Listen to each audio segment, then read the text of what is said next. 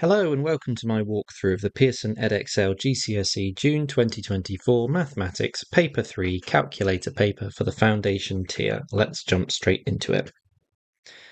Question number 1. Write 23% as a fraction. That is simply going to be 23 out of 100.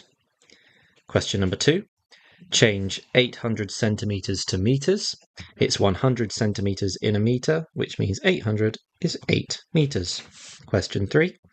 Write down the value of the 3 in the number 62,837. So here, R3 is the value of 30. Question 4. Simplify 7a plus a minus 5a. 7a plus a is 8a minus 5a is just 3a. And question 5, write the following fractions in order of size. Start with the smallest. A half is 0.5, 2/3 is 0.66 recurring, and a quarter is 0.25. So the smallest is a quarter, then a half, then 2/3. Question number 6. A map has a scale of 1 centimetre represents 4 kilometres. On the map, the distance from A to B is 8 centimetres. Work out the real distance in kilometres. If 1 centimetre is 4 kilometres, then 8 centimetres is 8 times 4 kilometres, which is just 32 kilometres. Part B. The real length of a road is 10 kilometres. Work out the length of the road on the map. Give the units of your answer. If 1 centimetre was 4 kilometres, that means 10 kilometres divided by 4 gives us the number of centimetres. That's going to be 2.5, and they want us to give the units, which is in centimetres. Question 7. Julie asks some students how they travel to school. The chart shows her results. Part A. Write down which method of travel is the mode. The mode being the most common, that'll be the highest bar. That's going to be bus, as that goes up to 9. Part B. More students walk to school than cycle to school. How many more? We have 8 for walk, and we have 3 for cycle, which means 8 minus 3 is our answer, which is just 5. Question number 8. Aisha is born in 1993. There was an election in the year of her 18th birthday. There is an election every 5 years. Will there be an election in 2030? So 1993 plus 18 is going to be 2011 election. Then we have 2016, 2021, 2026 and 2031. So no election in 2030. Question number 9. Lucia is going on a skiing holiday. The cost of ski hire is £26 per day. Lift pass is £45 per day. Ski lessons are £23.50 per hour. Lucia will pay for ski hire for 5 days, lift pass for 4 days, ski lessons for 8 hours. Lucia has £500. Show that Lucia has enough money to pay for the total cost of the ski hire, the lift pass, and the ski lessons. So what we're going to say is ski hire is going to be 26 times 5. Lift pass is going to be 45 times 4. And the lessons are going to be £23.50 times 8. Work these out, add them up. So 26 times 5, I'll do on my calculator, I get 130. 45 times 4, I get 180. And 23.5 times 8, I get 188. If I add these three up, which I'll do on my calculator as well, I get 498, which is less than £500. Therefore, Lucia has enough money. Question 10. Here is a circle.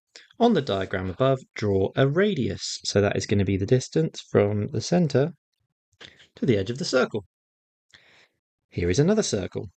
Write down the mathematical name for the straight line inside this circle. That is just a chord. Question 11. There are 8 episodes in a TV series. Each episode lasts 45 minutes. Work out the total time that the 8 episodes last. Give your answer in hours. So if we do 8 times 45, I'll do that on my calculator. We get 360 minutes. 360 divided by 60, to put it into hours, is just 6 hours. Question number 12. Write down 3 prime numbers that are between 20 and 40. So we know prime numbers won't be even as they'll be divisible by 2. So if I just look at the odd numbers, I'm going to say 21, 23, 25, 27, 29, 31, 33, 35, 37, and 39 are all the odd numbers between 20 and 40. 21 is a multiple of 3, so that can't be there. 27 is a multiple of 3, 33 is a multiple of 3, and 39 are multiples of 3. 25 is a multiple of 5, 35 is a multiple of 5. The remaining 4 numbers are your prime numbers, so we just have to pick 3 of these. So we're just going to say 23, 29, and 31. Question 13. James asks students in Year 10 and 11 to name their favourite language from French, German, or Spanish. The two-way table shows information about his results. Complete the two-way table. So if we start with the total column, we have 207 total. I will take off 113, and that gives me 94 to put in this box here. And then I'll look at the top row. So we have 94 total, so 94 minus 34 minus 33 gives me the value for the empty box here, which is 27. Now I'll do this box, so 27 plus 45 gives me 72. Now I'll do this box. I can do 207 minus 72 minus 67 gives me 68, which allows me to work out that this one is 35. And then the last box is just 113 minus 45 minus 35, and that's 33. Question 14. The table gives information about the drinks people ordered in a cafe. Draw an accurate pie chart for this information. So we need to work out the angle that we need for each section of the pie chart. The total number of people is going to be 30 plus 10 plus 50, which gives us 90, which means 1/3 of the pie chart is going to be coffee, which is 120 degrees. 1/9 of the pie chart is going to be hot chocolate, which is going to be 40 degrees. And what is that? 5/9 of the pie chart is going to be tea, which is just going to be 5 times what it was for hot chocolate, so 200 degrees. You'll get your protractor and you'll measure this out. I'm on an iPad, so I don't have a protractor, but what I'm going to do is do my best to estimate what it's going to be. So that's going to be 1/3. And then we have 200 degrees, which is just over 180 degrees. So I'm going to say that's about here, roughly. So we're then going to label it. So coffee is going to be here. I'll put coffee. This one's hot chocolate. And then this one is tea. And we're done. Question 15. Which is greater, 15% of 88 or 20% of 62? You must show all your working. To work out 15% of 88, all I'm going to do is 0.15, or 15 divided by 100, times 88. And I'll do that on my calculator. We get 13.2. And 20% of 62, I'm just going to do 0.2 times 62. And I get 12.4.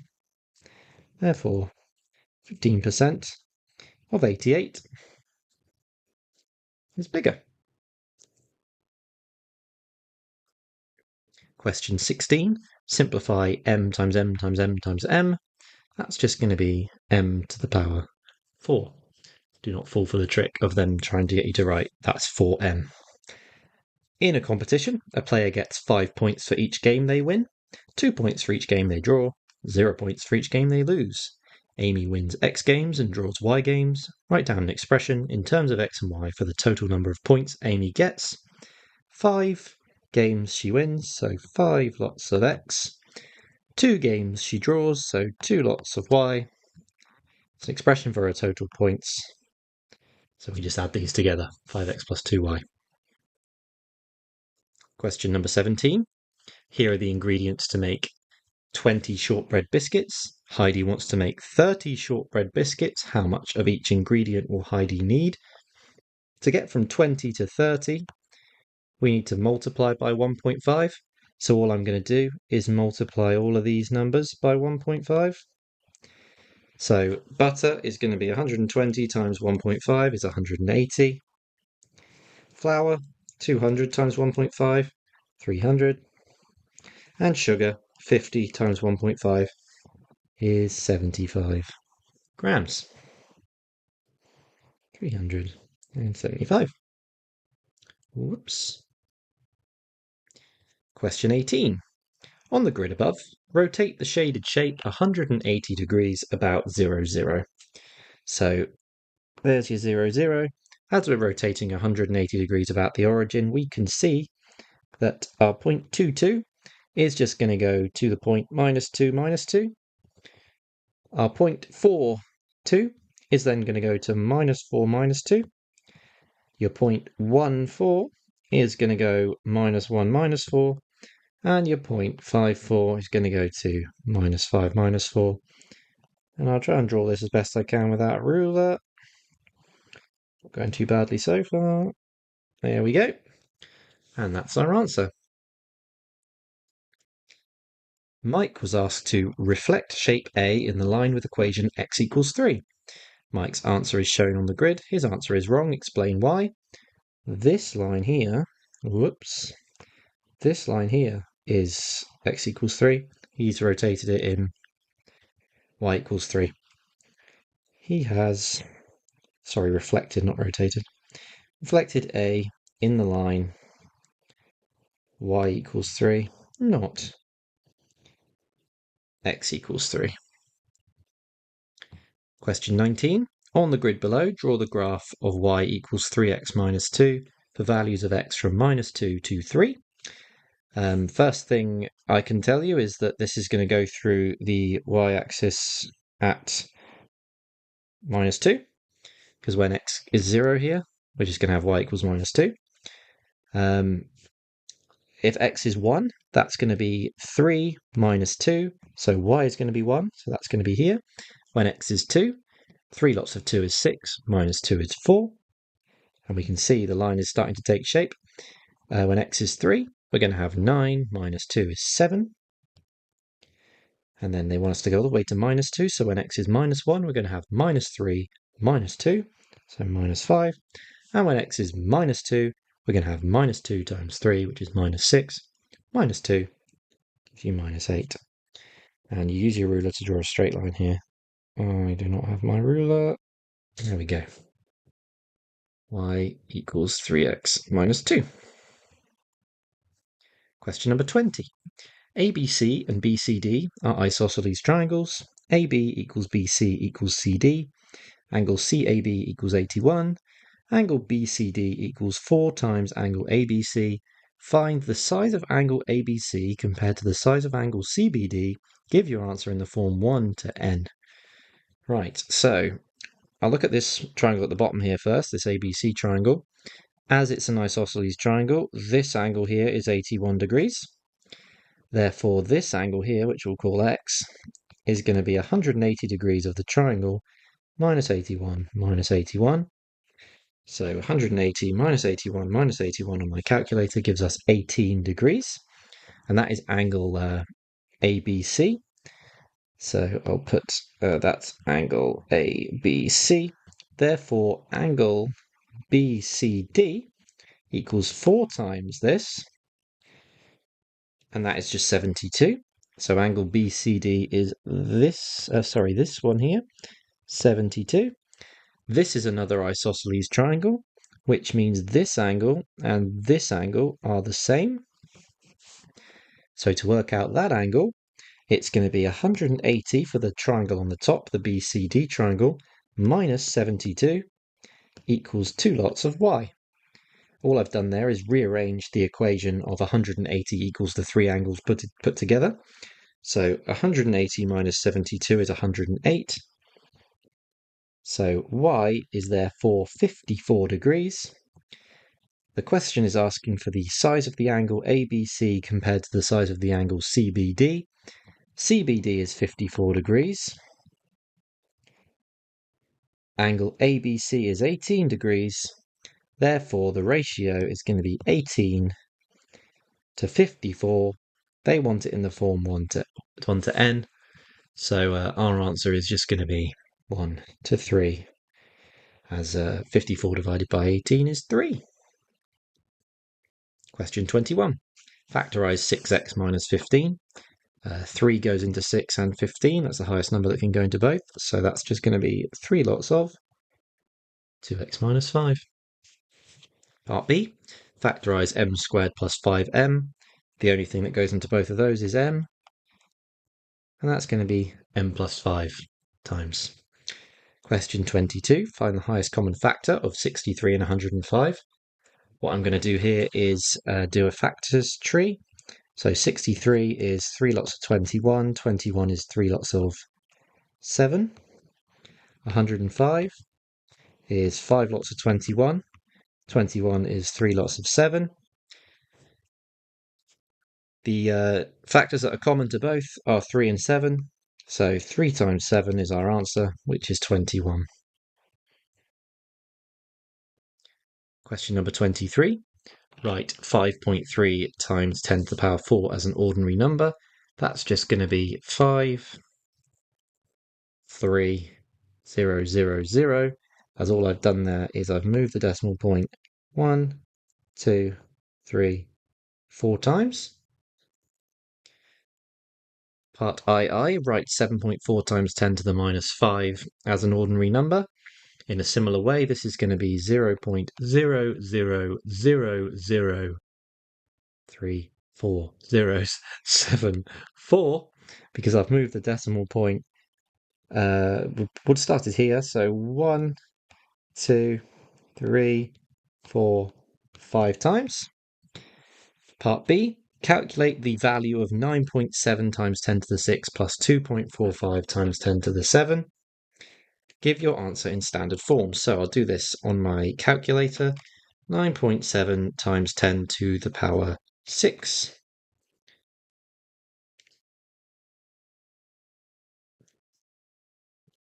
Is just, I'll write this in full for you, 9, 7, 1, 2, 3, 4, 5. And 2.5 times 10 to the power 7 is just 2, 4, 0, 0, 0, 0, 0, 0. Add these two together. There's the 5 here, haven't I? Put the 5 in. Add these up, we get 3, 4, 2, 0, 0, 0, 0, 0, which is the same as 3.42 times 10 to the power 1, 2, 3, 4, 5, 6, 7.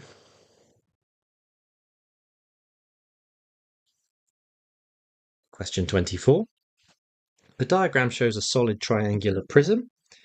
Rana is trying to draw the side elevation of the solid prism from the direction of the arrow. Here is her answer on a centimetre grid. Explain why the side elevation is not correct. Well, if we're looking at the side elevation, we actually want the perpendicular height here, not the 4 centimetres that she's taken. So I'm going to say the height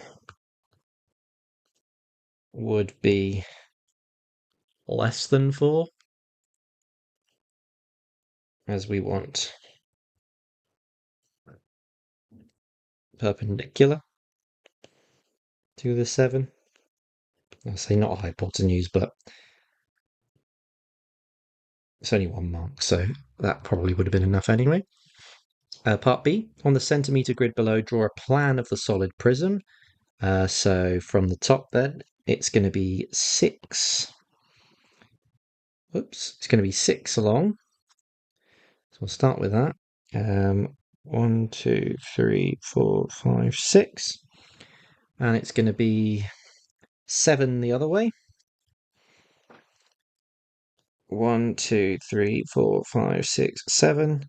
1, 2, 3, 4, 5, 6, 7. and then 6 down. And we'll also put in the line in the middle to signal the point, the top of the triangle. 25. A company has 25,000 workers. The number of workers increases at a rate of 6% per year for 3 years. Calculate the total number of workers at the end of the 3 years. To do this, you just need to do 25,000 times 1.06, just to signify it's increasing by 6%, to the power 3, which is essentially 1.06 times 1.06 times 1.06 for each year. I'll do this in one go. It's a good thing about having a calculator paper. My answer is 29775.4. It's about people, so we can't have 0.4 of a person, so it's a whole number is what we want here. Question 26. Habib has 2 identical tins. He puts 600 grams of flour into one of the tins. The flour fills the tin completely. The density of the flour is 0.6 grams per centimeter cube. He then puts 600 grams of salt in the other tin. The salt does not fill the tin. The volume of the space that is not filled is 700. Work out the density of the salt. First, we'll work out the volume of a tin. That's just going to be your 600 grams of flour divided by the density. I'll do that on my calculator. 600 divided by 0.6 gives you 1,000 centimeters squared. Centimeters cubed, sorry. Then what we want to do next is find the volume of the salt, which is just going to be the volume of the tin, 1,000, minus 700, gives us 300 centimeters cubed of salt. Then we want the density. Density of salt is just going to be your 600 grams divided by your 300 centimeters cubed to give you 2 grams per centimeter cubed. Question 27. Tim has 2 biased coins, A and B. He's going to throw both coins. The probability that A will land on heads is 0.6. Probability that B will land on heads is 0.55. Complete the diagram. All the probabilities in each section need to add up to 1, so 0.6 and 0.4, 0.55 and 0.45, and then in the bottom bit that is just going to be 0.55 and 0.45 again. Part B. Tim throws coin A once and he throws coin B once. Work out the probability that both coins land on heads. It's going to be this number multiplied by this number, as this is the heads and this is the heads. So 0.6 times 0.55 gives us 0.33. Question number 28. A paddling pool is in the shape of a cylinder. The pool has radius 100, depth 30. The pool is empty. It is then filled with water at a rate of 250 centimeters cubed per second.